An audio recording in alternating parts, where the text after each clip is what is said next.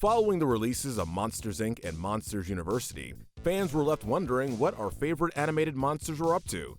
After Scare Power was replaced by the more compelling Laugh Power, the Disney Plus series Monsters at Work shows us what life has been like for many of the iconic characters. With the potential of a season 2, we decided it would be a good idea to rank these monsters based on their morality.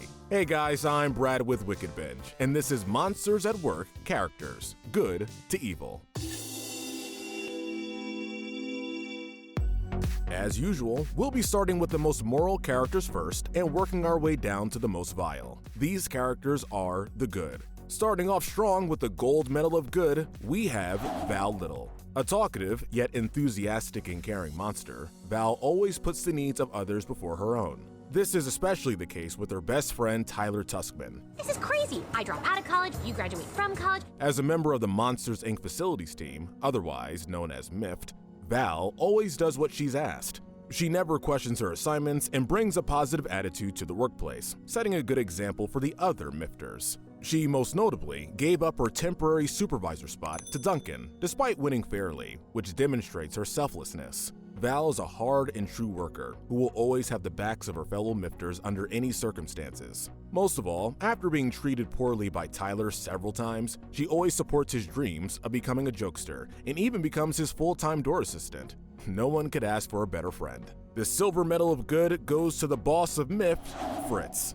Fritz is a definition of a caring leader, as he's always looking out for the other Mifters' best interest. A truly kind and selfless soul, Fritz gives his employees spontaneous gifts to let them know that they're valued and appreciated. He even chooses to help Tyler in the Monsters, Inc. bowling tournament after being deceived and lied to by him. When budget cuts arose, Fritz chose to retire so he wouldn't have to fire anyone else, demonstrating his altruism. However, he does pressure Tyler and puts him into uncomfortable situations from time to time, such as flirting with his mom or unintentionally keeping him from reaching his dreams. Regardless, Fritz is well deserving of this silver medal. For the bronze medal, we have James P. Sullivan, otherwise known as Sully. Former jock and top scarer, Sully has only made a positive impact on Monsters Incorporated as their new co-CEO. He credits others when their successes and ideas benefit the company, particularly making sure that the Mifters' efforts never go unnoticed. He attributes Mike Wazowski to the company's high morale and is on board with switching from scream power to laugh power due to his care for Boo.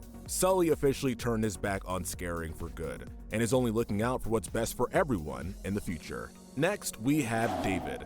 David is often described by others as the perfect Mifter. He was known as the hardest worker who advocated honesty and reliability.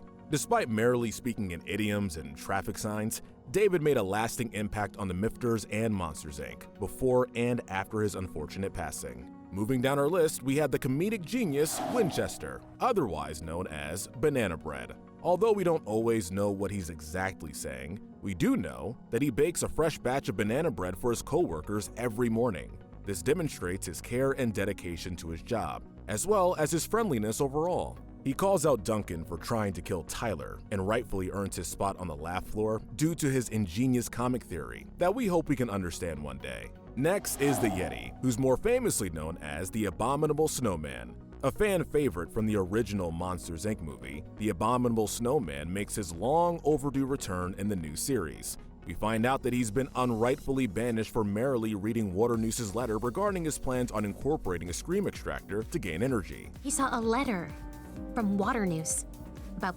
plans? This explains the rumors of him tampering with the mail. Speaking of rumors, the Monsters at Work series debunked everything negative that had been said about him.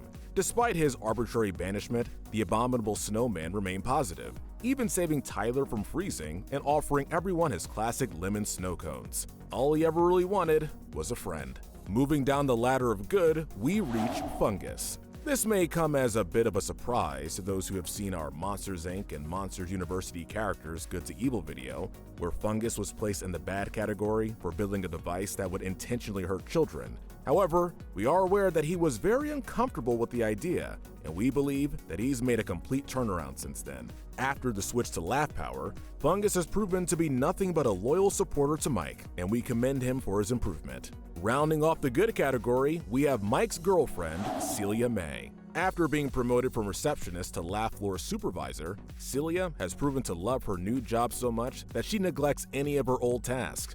Despite this, she's sure to always treat others with trust and respect, Mift in particular. She never doubts the skills of others and allows everyone to do what they're best at, no questions asked. We're also yet to see her lash out at Mike with her usual short temper, which is a plus. Moving on, we reach the characters that are considered neutral, otherwise known as the gray area. The first in the gray category is Cutter. Although she's hardworking and kind at heart, Cutter seems to have an unusual obsession with the deaths of her coworkers. She suspiciously knows exactly where and how all of them happened.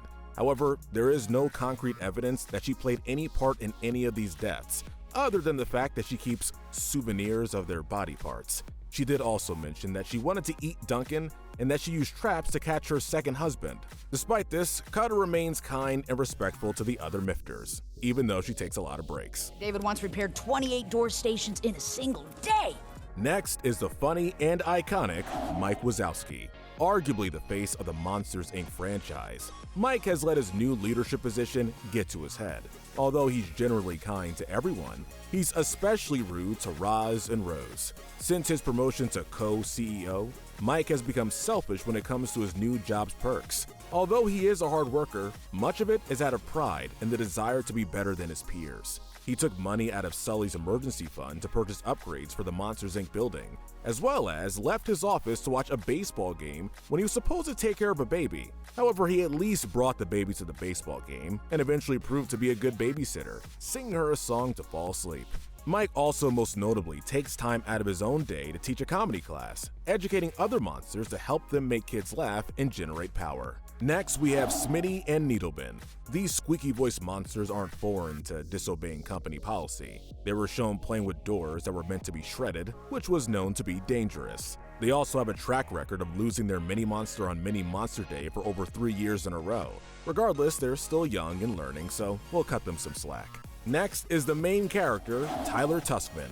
This recent Monsters University graduate tends to be inconsiderate and selfish, typically putting his own needs over the needs of others. Tyler gets caught in lies on several occasions, such as telling Mift that he will get them appreciation donuts, which he never does, as well as wrongly informing them that their bowling tournament got canceled so he can have better teammates. He fails to take care of Rado, who eats David's hair, and tries to secretly replace it with roses. After being forgiven by Mift countless times, he still tries to go behind their back to earn his spot on the laugh floor at their expense. Despite all this, Tyler hasn't only done harm to Monsters Incorporated, he has his good moments too, such as when he was willing to leave Mift so Fritz could keep his job during budget cuts. He even took time to fix Vindy after accidentally breaking it, as he saw how much it meant to Fritz. On top of this, Tyler is resilient and hardworking, as he makes countless efforts to improve his comedy. As a scare major, the transition to laugh power proved to be tough for Tyler. This resulted in repeated failure in laugh simulations run by Miss Flint. Because of this, on Mini Monsters Day, he spends the whole day plotting to have Miss Flint's daughter, Talia, put in a good name for him. After no luck, he talks negatively about them behind their back. On that same day though, he saves a mini monster's life and admits his scheme to Talia, which gains her respect. Tyler's resilience eventually pays off as he becomes an official jokester, to which he expresses his gratitude to Val and the Mifters for helping him reach his goals. Next is Talia. Taking after her mother, Talia is impertinent and unwelcoming. She gives Tyler a hard time and is clearly annoyed by his antics, making it clear that she does not want anything to do with Mift or the Monsters, Inc. company as a whole.